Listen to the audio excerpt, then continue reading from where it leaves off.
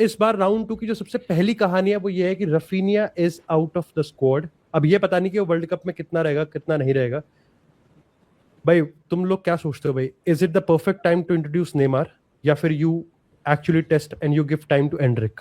क्योंकि पता है मेरे साथ एंसेलोटी के साथ प्रॉब्लम क्या है कि वो ऐसा पहले नहीं था, पर वो अब ना स्पॉयलर्स दे रहा है। जैसे उसने एंड्रिक के बारे में कहा था कि आई पुट एंड्रिक खेलेगा, बट उसने बेंच पे बिठाया। अब वो नेमार के रिगार्डिंग कह रहा है कि नेमार स्कॉटलैंड के अगेंस्ट खेलेगा ही खेलेगा। किस कैपेसिटी में खेलेगा वी डोंट नो। बट तुम्हारा क्या टेक है भाई नेमार की सिचुएशन पे? आई थिंक मैच से पहले हाँ चल बोल ले चौंकी चल। मेरे हिसाब से अभी श्योर भी नहीं कि एंड्रिक खेलेगा। He brought on Ryan Raphinha जब सब आउट हुआ था, तो रायन भी तो लाया विंग पे खेलने के लिए, तो हो सकता है वही खेले या फिर लुइस एनरिके, क्योंकि वो इससे पहले वर्ल्ड कप से पहले इंपॉर्टेंट रहा है एंचेलोटी के लिए। स्क्वाड में भी होता है, मिडफील्ड भी खेल लेता है, विंग भी खेल लेता है, तो वो उसका लाइक ऐसा प्लग एंड प्ले वाला प्लेयर है कि जहां पे जरूरत है वहां पे प्लग करके ही कैन प्ले। अभी I am not sure. Sad for Raphinha बहुत ही ज्यादा। मैंने कहीं पढ़ा था अपेरेंटली कि उसकी बहुत पर्सनल ट्रबल सी चल रही है। समवन उसके जान लाइक कोई उसके फ्रेंड्स वगैरह आर गोइंग थ्रू बहुत ही तगड़ी मेडिकल इश्यूज, जिसकी वजह से एक फाइनेंशियल बर्डन भी, ऐसा भी कह रहे थे। लाइक कोई ब्राजीलियन पॉडकास्ट में कोई बंदा था तो वो बता रहे थे कि ऐसा भी चल रहा है उसके बैकग्राउंड में, फैमिली साइड पे, पर्सनल लेवल पे। तो भाई सैड भाई रफीनिया का। वी वर एक्सपेक्टिंग कि कुछ बड़ा वर्ल्ड कप होगा, ही is a big player, but बेचारा अब तो शायद I think it will be a pretty big injury, क्योंकि शायद सेम ही लेग में है, राइट लेग में हुई है उसको। पहले भी राइट लेग की इंजरी थी हैमस्ट्रिंग की, ये थाई में हो गया इस बार। देखते हैं भाई, हार्ड। यश नेमार स्क्वाड बैलेंस के लिए तेरे को क्या लगता है कि तेरे को क्या लगता है कि एंसेलोटी कितना डिलेमा में रहेगा नेमार को इंट्रोड्यूस करने में? कि भाई again yes he is being preparing, वो प्रिपेयर भी कर रहा है, बट उसकी पहले तो शार्पनेस, दूसरा स्क्वाड बैलेंस, और तीसरा क्योंकि रफीनिया एक वर्क हॉर्स है, समझ रहे? You are replacing one of the biggest work horse of your team. अगर वो आपको ऑफेंसिव कुछ देता नहीं देता, लेकिन डिफेंसिवली तो वो अपना तन मन धन सब दे देता है। क्या नेमार, हम लोग ये बात कर रहे हैं कि नेमार की बॉडी अब इस तरीके से रही नहीं है कि वो यहाँ पर एक्चुअली में ऑफेंसिवली कितना कंट्रीब्यूट कर पाएगा, बट हम जब इस चीज को कंसिडर करेंगे कि उसको डिफेंसिव वर्क रेट भी करना पड़ेगा। What do you think, Neymar is a liability और Neymar is a blessing? I think it's always a blessing भाई, क्योंकि यार Neymar is not replacing Raphinha. Raphinha को तुम रिप्लेस, प्रोफाइल सेम नहीं है। जैसे कि चौंक निकाल Luis Enrique, may be Anrich या फिर रायन, वो रिप्लेसमेंट। मुझे जो उनकी लास्ट गेम थी बहुत अच्छी लगी ब्राजील की। I think they try to play like, एक तो मुझे दानिलो बहुत अच्छा लगा उनका फुल बैक नया जो आया, तो दे लुक थोड़ा सा बेटर, लाइक सॉलिड विंगर्स बाहर थे। Vini Raphinha, Cunha drops, Cunha of course was the player पूरी गेम का, was too good. I think मेरे को पता है नेमार वाला थोड़ा सेम मेसी वाला सीन लग रहा है कि yes he is not of the ball, वो इंटेंसिटी लाएगा नहीं जितना मे बी कूनिया और रफीनिया और जो भी लाएगा, but that on the ball talent doesn't go away. Like that's technically the मार किया सूर्या, वाह सूर्या हाँ कहाँ so yeah that is technically the best player, third best player of my generation honestly, the third best player of my generation honestly. तो फिर वो on the ball quality I think will be there is nobody in Brazil जिसके पास वो है। I think there is not many players after Messi और Yamal और ओलीजे जिनके पास वो क्वालिटी है जो नेमार के पास है। वो सैंटोस में खेलता आ रहा है, ऐसा नहीं कि is not played football at all. I am not इतना pessimistic, I think he will not start him. अभी वो स्टार्ट डिजर्व नहीं करता, एंड आई डोंट नो उसके बाद भी वो डिजर्व करता नहीं करता, but I think Neymar still has something जो ब्राजील को चाहिए। ये हमको पहले गेम में दिख गया था, जब भी थोड़ा टॉप ओपोनेंट टफ है तो नेमार चाहिए भाई वो। एंड आई स्टिल फील कि क्योंकि हर कोई player, Neymar is such a senior figure, such एक, अब वाटर बॉल बॉय बोल दो, वाटर बॉय बोल दो, मोटिवेटर संदीप महेश्वरी बोल दो, जो भी बोल दो, आजकल बना हुआ है कि people will look at him still कि यार फंसे हो तो भाई नेमार को देते हैं। I think he can still be that figure. अगर एंसेलोटी स्कॉटलैंड के अगेंस्ट नेमार को मिनट्स देता है, as it stands Brazil is gonna face Japan in the round of 32 and potentially France in round of 16। इन दोनों में से किसी games में डू यू थिंक नेमार, और मैं बाकी जितने मुक्तेश मोहक एंड चौंकी, गिव योर सेंस, ये स्टार्टिंग तेरे से कर रहा हूँ यार, क्योंकि इसका भी कंसीडर करना पड़ेगा कि आपके नॉकआउट्स में आपको ग्रुप्स कैसे मिल रहे हैं। भाई पता सीन सिंपल है कि नेमार इज एक ऐसा asset which countries would love to have, that is Neymar. He is 34, like अगर मेसी 38 39 की उम्र में वो कर रहा है, एंड आई एम देख नेमार, आई थिंक पता कुछ प्लेयर्स होते हैं big game players, like players जो जिनके पास एक्सपीरियंस है, दे ब्रिंग दैट। अब people are let's say hating on Ronaldo कि चल वो हो गया, या फिर एनी ओल्ड प्लेयर, जैसे कि फॉर एग्जांपल अब कल मैंने गेम थोड़ी कम देखी, बट बेल्जियम में लुकाकू है वो थोड़ा बुरा है, डे ब्रुयने है वो थोड़ा बुरा है, but the only hope for them is still them only, बाकी तो कुछ घंटा ही कुछ नहीं करेंगे, मतलब that is the only problem. And same for maybe Austria में अर्नॉटोविच है, वो बहुत बुरा है। You can't write off these players, and वो नॉकआउट्स में चाहे वो 15-20-30 मिनट खेले, I am not expecting Neymar to start against Japan अभी right now. I don't know कि नेमार कैसा होगा, हमने देखा ही नहीं, लाइक लास्ट हमने सैंटोस में देखा था, वहां पे वो इंजर्ड हो गया था, सब आउट हो गया था जो भी।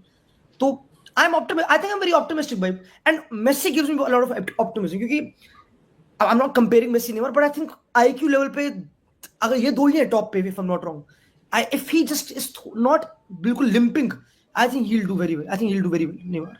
2018-2022 वाले वर्ल्ड कप में भी ऐसा था, वो उसे ग्रुप स्टेज में एक भी गेम नहीं खेली थी, एंड ही स्ट्रेट एक खेली गेम थी, 22 में।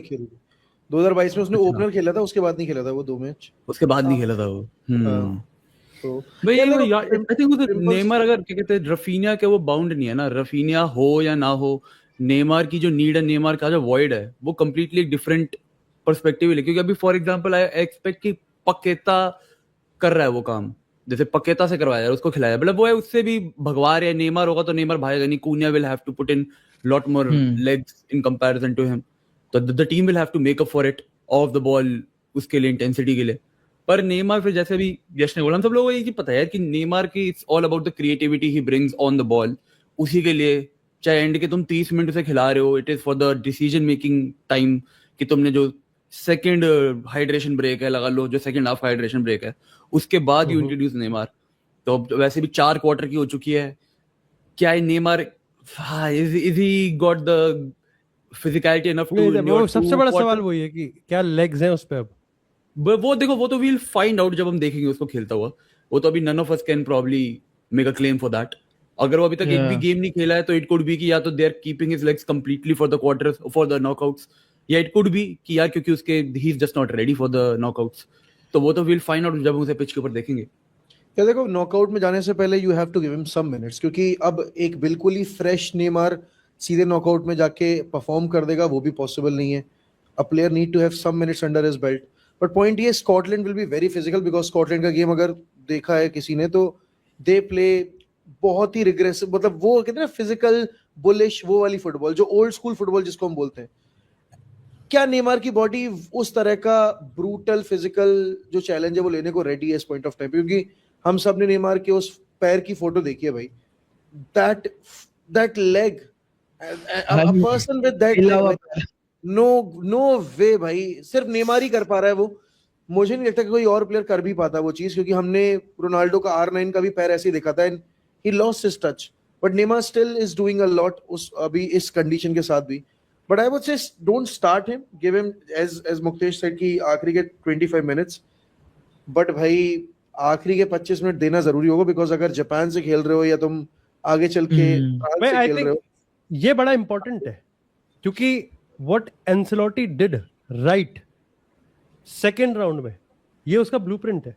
एंड आई थिंक हम सारे के सारे जितने भी चैट में हैं, हमको ऑलमोस्ट यहाँ पर 4000 लोग देख रहे हैं। सो अगेन भाई, तुम सब हमारे दोस्त हो और बहुत ही अच्छा लग रहा है कि भाई हमारे साथ वर्ल्ड कप में हम भी थके हुए, तुम भी थके हुए हो, और हम सब एटलीस्ट एक साथ बैठ के 1.5-2 घंटे में बतिया सकते हैं। लेकिन जैसे मोहक भाई कह रहे हैं, जैसे यश कह रहे हैं, मैं यही बोल रहा हूँ कि नेमार को यूज करने का ब्लूप्रिंट आई थिंक हमारे सामने मोरक्को के अगेंस्ट ईगर थियागो जिस तरीके से खेल रहा था, बिल्कुल आइसोलेटेड था।